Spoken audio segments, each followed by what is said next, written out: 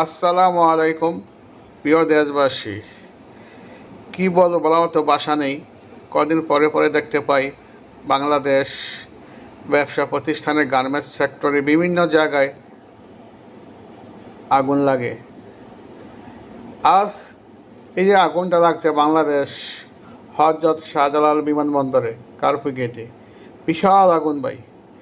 মানে কি বলবো দেশবাসী আপনাদের, আমরা তো প্রবাসী, দেখাবো আমাদের খুব কষ্ট হয়।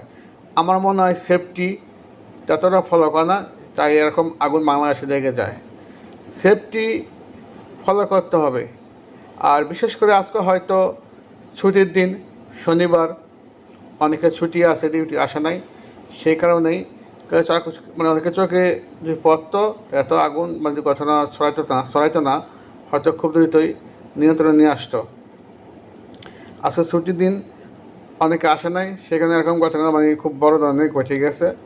যেটাও আপনারা নিউজের মাধ্যমে দেখতে পাচ্ছেন কোথা থেকে কী হয়েছে। তবে আমি একটা কথা বলতে চাই যে আগুনটা কি এমনি লেগে গেছে না কারো হাত আছে, এ তদন্ত করে দেখা দরকার। কারণ এয়ারপোর্টের এলাকা বা এয়ারপোর্টের ভিতরে এরকম একটা অগ্নি ঘটনা খুবই দুঃখজনক। এটা আমরা সবাই জানি, আগুন খুবই ডেঞ্জার জিনিস।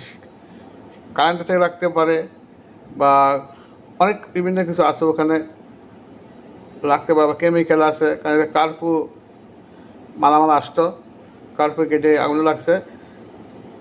এটা কি বলবো, তো বাসা নেই। তারপর আল্লাহ তাআলা যা করে ভালোর জন্য করে, দোয়া করি খুব দ্রুতই নিয়ন্ত্রণে নিয়ে আসুক। আর আমি একটা কথা বলতে চাই, আমার এই জন্য প্রবাসী সবাই, বিশেষ করে প্রতিটা ব্যবসা প্রতিষ্ঠানে সেফলি কীভাবে কাজ করা, কীভাবে রাখা যায়,